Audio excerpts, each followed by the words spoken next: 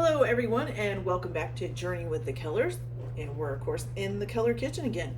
So I am going to be making a bread today called lightning bolt bread that comes from this official Harry Potter cookbook that I found. I love Harry Potter, so why not? So today we're going to be making this. I'm actually not going to be eating this until tomorrow because I'm going to be making a fettuccine alfredo, and we're going to have this with it. But because it takes some time to make and I have to work tomorrow, we're going to make it today. Now this says that you can freeze these. It says you can freeze them if you want to make them ahead of time, and then after, when you want to serve them, you just reheat them from frozen in a hot oven at 350 degrees for 10 minutes. So that's pretty cool. And this makes a couple, I think it's like 6 pieces of bread. Okay, so first to start out with, you're going to put some flour. Okay. Remember back in school when we were taught, oh, you just do this and then you level it off with a knife? I don't usually do that, just so you know.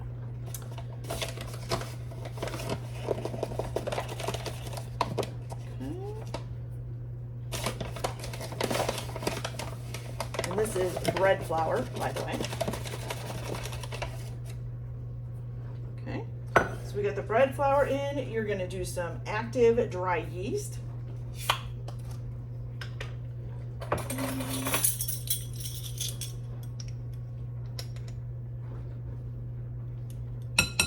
Okay. Then it calls for some herbs, and it says you can use fresh or dry. Now, just as a little hint, it even tells you can substitute. So it calls for 3 tablespoons of finely chopped fresh herbs, but you can substitute that with 1 teaspoon of dried herbs. And I don't have any fresh herbs right now, except for mint, but mint's not really good in bread.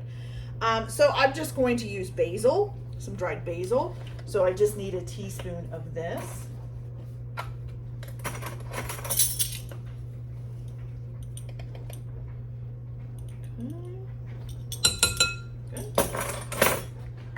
Okay, and then you also need the cheese, which I forgot to get out of the fridge. So I'll grab that.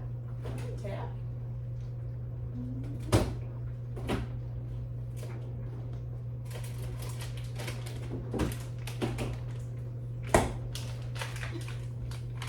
Okay, so we're just going to add some cheddar cheese in here. And you need about a 1/2 cup of that. So this I'm just going to kind of guesstimate.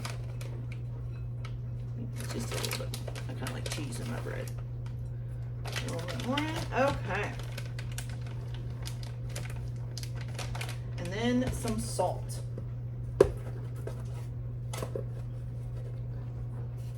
Just a teaspoon of salt.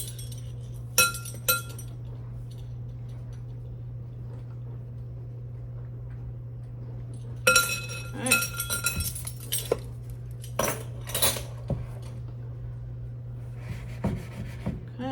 That up just a little, and then you're going to add in some warm water and then mix it well. And it says to use a rounded knife to mix this in. So this is the only rounded knife I really have, so we'll try this. It's supposed to be a round bladed knife until the mixture comes together to form a dough. And you can add a little bit more water if it's not, if it's getting crumbly, you can add a little bit more water into it. Okay.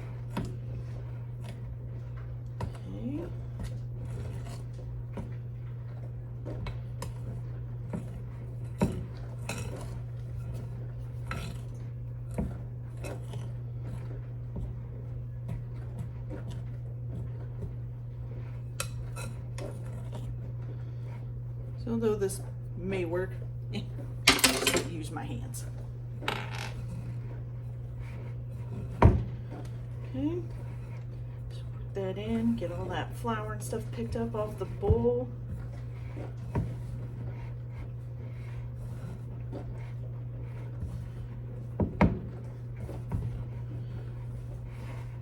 I haven't made bread from scratch in a while. And since then, I have developed some arthritis and stuff in my hands. So we'll see how I do when we have to knead this, because usually you have to knead them for a little bit. Okay.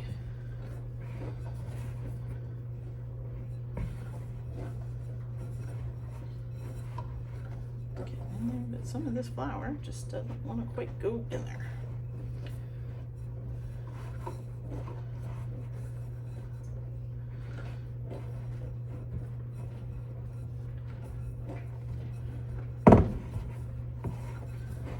Just a little bit more, and then we'll have this all mixed up.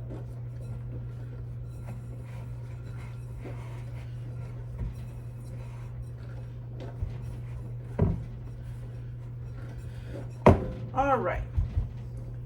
I think it might just need just a smidge more water, just because it feels a little bit crumbly. So we'll put a little bit more water in there and try that.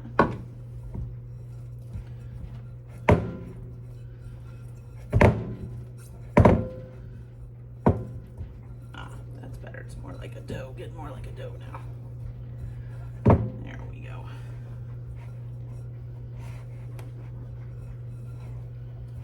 Okay. Now we got to go. Okay. So then you're going to turn it onto a lightly floured surface and knead for about 10 minutes. So that's going to be fun. Okay, so let's scoot this over and make a little room.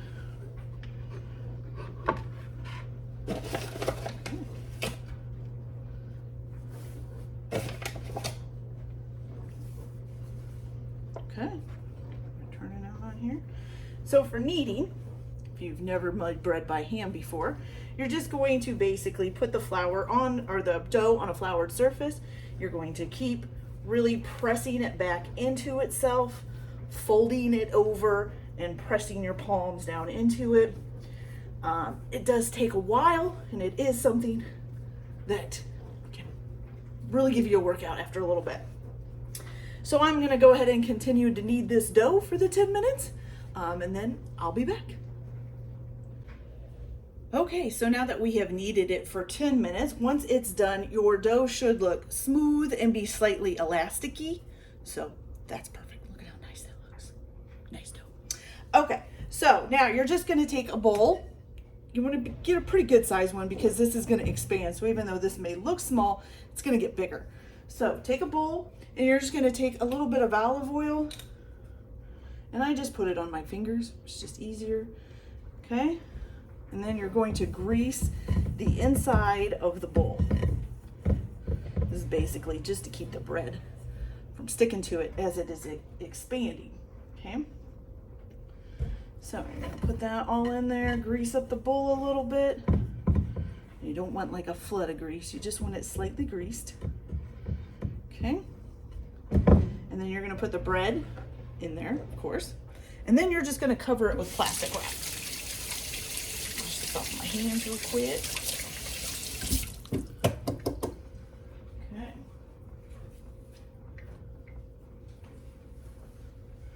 Okay, and then you're just going to cover this with plastic wrap.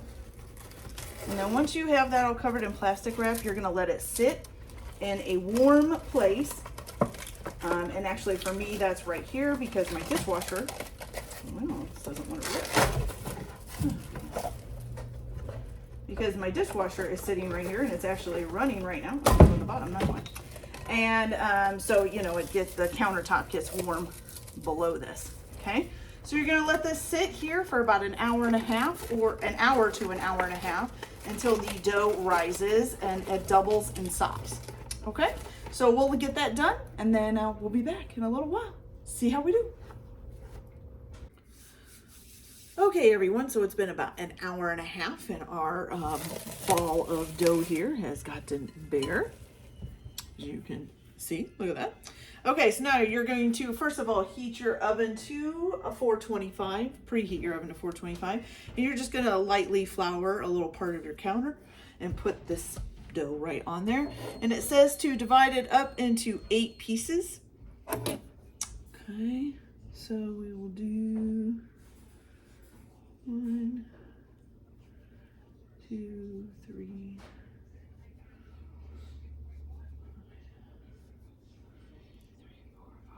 7, and 8. It's a little bit oblong, but that's all right. Okay.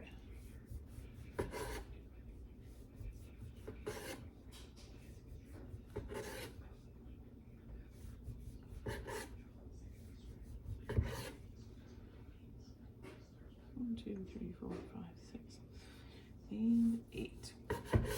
Okay, and then once you have that cut up into 8 separate pieces, you're going to turn the dough onto a lightly floured surface, cut into 8 pieces, and then roll out each piece to an oval measuring about 6.5 by 4.5 inches. And of course, I don't have a rolling pin. I don't know what happened to mine, so we are just going to try to flatten these out as best we can. Okay. So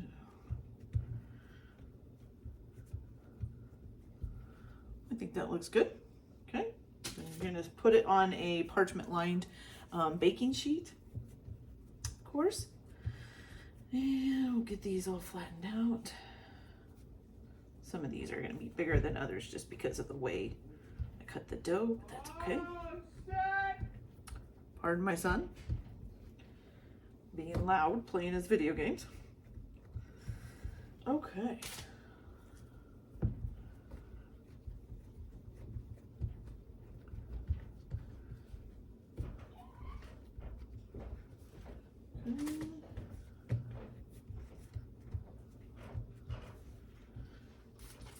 So we got 4 on that tray.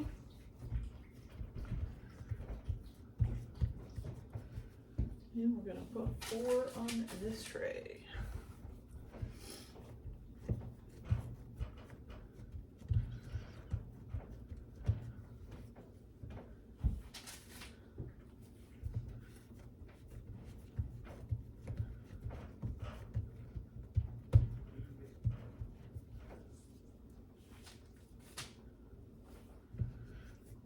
I'm going to have 2 of them. They're kind of tiny.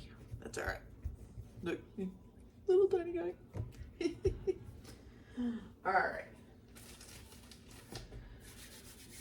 Okay, and then place the 4 pieces on each baking sheet, spacing them slightly apart. Use the tip of a sharp knife to mark a large scar shape into each bread. So you're basically going to try to make a little lightning bolt in these, like Harry Potter's scar.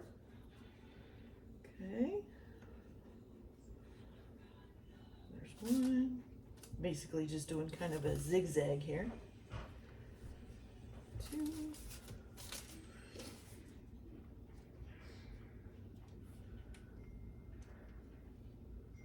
3.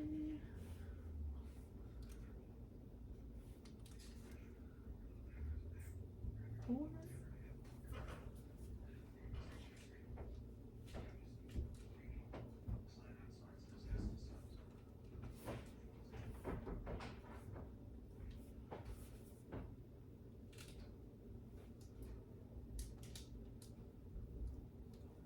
Okay.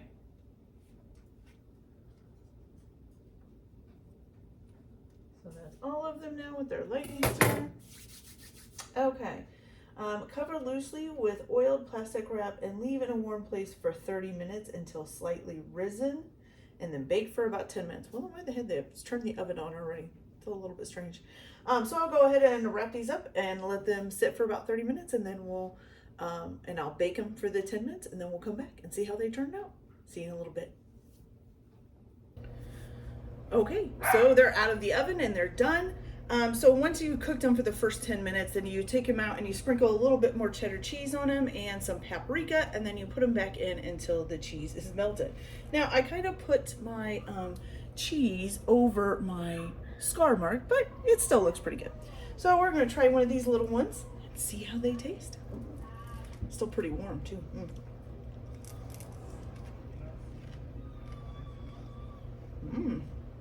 That's really good. It tastes really good with the fettuccine alfredo. Okay, so that's it for today. Happy cooking, guys.